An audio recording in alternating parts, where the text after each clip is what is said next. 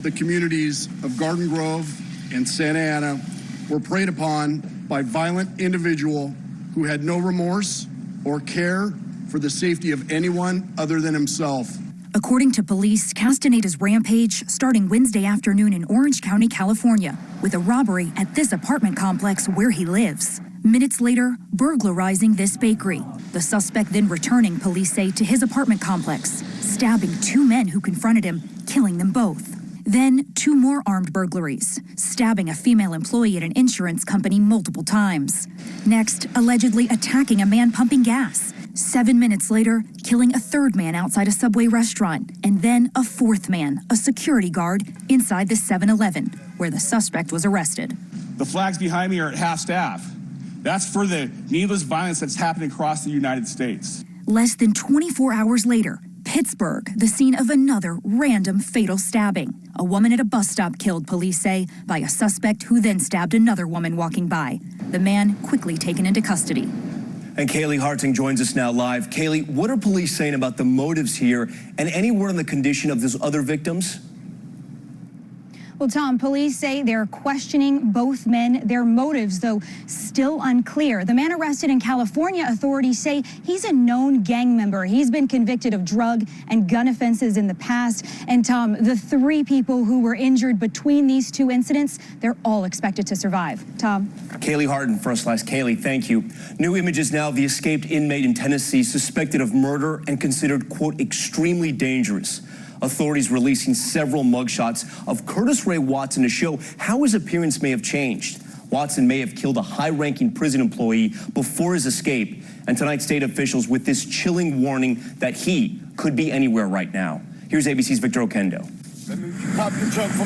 Tonight, an all-out manhunt for an escaped prisoner who authorities allege is now a murderer. Their stark warning. This individual's been missing for a day. We don't know where he is, and he could be anywhere. Curtis Ray Watson, who's 6 years into a 15-year sentence for aggravated kidnapping and has a previous conviction for child abuse, escaped Wednesday from a Tennessee prison north of Memphis. But first, officials say he killed 64-year-old corrections administrator Deborah Johnson. She was very personal, and she was very respected with the inmate population. FBI agents on the ground here outside the penitentiary. Take a look above. They're even using a drone to try to track down Curtis Watson. Officials say he escaped riding a tractor he was using for work detail, driving it 2 miles. They released photos of his tattoos, clothes he was wearing, and several mugshots to show him clean-shaven and with a beard. If you sight this individual, do not approach him. He is extremely dangerous. Police taking to the skies, searching every house and every car coming in and out of this remote community. You be careful. Neighbors on edge. We're having all the doors shut, me and my daughter in here, and we're safe and sound in here. Not moving. Not moving at all. Tom, residents here are being asked to check surveillance cameras on their property and to make sure that any weapons they own have not been stolen. Tom? Victor Okendo with those new developments tonight. Victor, thank you. Next, we turn to the youngest faces of the nation's immigration crisis. After sweeping raids of undocumented immigrants in Mississippi, children coming home after their first day back at school, learning one of their parents was among the hundreds detained. Tonight, what the head of Homeland Security said when our reporter showed him those faces. Here's ABC's Will Carr. Tonight, some families are in anguish after the largest single-state immigration crackdown ever by ICE agents. Please let him breathe. Children coming home in Mississippi on their first day of school heartbroken after learning a parent was one of 680 rounded up. I need my dad for me. My dad didn't do nothing. He's not a criminal or something. Agents raided multiple food processing plants Wednesday. Tonight, in an exclusive interview, we asked the acting Secretary of Homeland Security about that raid. What would you say to that little girl? Yeah, obviously, the impact of enforcement of law can be devastating for families. What I would say is that ICE is going to go through a case-by-case process. If she needs that parent for care tonight, they're probably already released. Kevin McAleenan tells us 40% of those detained yesterday in that raid have already been released, with parents getting top priority. All this as 5,000 migrants remain in facilities across the country. Tonight, Homeland Security allowing our cameras for the first time inside a holding center in Yuma, Arizona, built after a massive spike in families crossing the border. Our border stations are really police stations. They're not equipped for handling humanitarian issues. That's why we built temporary facilities like this. We witnessed many lying on mats and covered in silver Mylar blankets. They have air conditioning, clean showers, plenty of food, and medical staff on site 24/7. The images are a contrast to a damning July Inspector General report that showed jam-packed conditions inside 5 centers in Texas, faces pressed against the glass. The report called one facility a ticking time bomb. Can you guarantee that all migrants in detention centers are in humane conditions right now? So that is a daily focus of everybody in our entire chain of command. McAleenan claims there are now similar sites to this Yuma facility elsewhere, which authorities say have significantly eased the pressure on detention centers. And Will Carr joins us live now. The Homeland Security Chief also telling you tonight that the numbers of migrants crossing the border is down. That's right, Tom. He tells me there has been a significant drop here in Yuma and in El Paso, but he says we're still beyond crisis level and that Congress needs to step up. Tom. Will Carr for us tonight. Will, thank you. Next tonight, new reporting about the mass murder in El Paso. Lawyers for the gunman's mother say she called police before the attack, concerned that her son owned an AK-style weapon. Was that a missed chance to head off the bloodshed? Also tonight, the hospital confirms none of the victims being treated there at the time were willing or able to meet with the president when he visited. ABC's Marcus Moore is in El Paso. Tonight, ABC News learning that weeks before that devastating massacre, the suspect's mother called Allen, Texas police, concerned that her 21-year-old son owned an AK-style rifle. The family attorneys telling ABC News she didn't leave her name or her son's, but police allegedly told her that Patrick Crusius was legally allowed to own such a weapon and that there was nothing they could do. Tonight, Allen police saying they are unaware of any records substantiating that call. The revelation coming as new video captures the chaos that followed a violent rampage at this El Paso Walmart. Much of the video is too graphic to show, but there are moving moments of courage amidst the carnage. Just stay still. Just stay still, man. You can hear the voices of those trying to comfort a man who's badly hurt. 22 people were killed, 27 others wounded in the alleged hate-filled attack. President Trump visiting the border city Wednesday, but none of the 8 injured being treated at one hospital agreed to meet with him. The hospital spokesman telling ABC News some of the victims did not want to meet with the president, some wanted no visitors at all. And Tom, the first funerals have already begun. And when you drive through this city, all around you see signs that read El Paso Strong. This was already a tight-knit community, and it seems this attack has only made that bond even stronger. Tom. Marcus Moore for us tonight. Marcus, thank you. Next tonight, the race for 2020 running through Iowa tonight. Democratic candidates are flocking to Iowa and the state fair with just 6 months until the first-in-the-nation caucuses. Frontrunner Joe Biden showing up on the fair's opening day asked flat out, is the president a white supremacist? How he answered and what some of the other candidates are saying tonight. ABC's Mary Bruce is at the fair. Hey, man. Joe Biden today smiling and taking selfies at the Iowa State Fair. The early frontrunner greeting his supporters. Can I get a photo with you for our dance? Yeah. Eating ice cream. Anybody else want anything?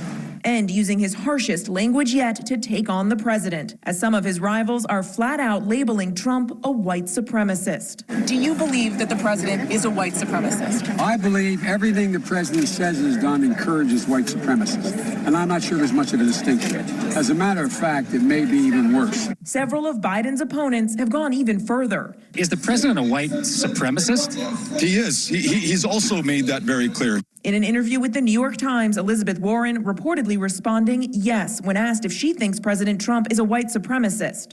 Today in Iowa, Warren doubled down. He can't have it both ways. He can't keep trying to stir this up, give aid and comfort, be embraced by the white supremacists, and then say, oh, but not me. No, he's responsible. After the hate-filled massacre in El Paso, Trump has insisted his rhetoric is not to blame. No, I don't think my rhetoric has at all. I think my rhetoric is it brings people together. And he's trying to turn the tables, insisting Democrats are the ones who are racist. Tweeting the Democrats' new weapon is actually their old weapon, one which they never cease to use when they are down or run out of facts. Racism. They are truly disgusting. And Mary Bruce joins us now from inside the Iowa State Fair. Mary, Vice President Biden not mincing words with you today, making it very clear he thinks the president is encouraging white supremacists. Well, Tom, Biden told me point blank that whether the president is or is not a white supremacist, he believes that everything Trump does speaks to them. And Biden says the president is too afraid to take them on now. Tom. Mary Bruce on the campaign trail for us tonight. Mary, thank you. A new round of severe storms is sweeping out of the Ohio Valley, heading east tonight. It comes after yesterday's first round. New images of that confirmed tornado in Springfield, New Jersey. Flooding rains in Hartford, Connecticut, causing high water rescues overnight.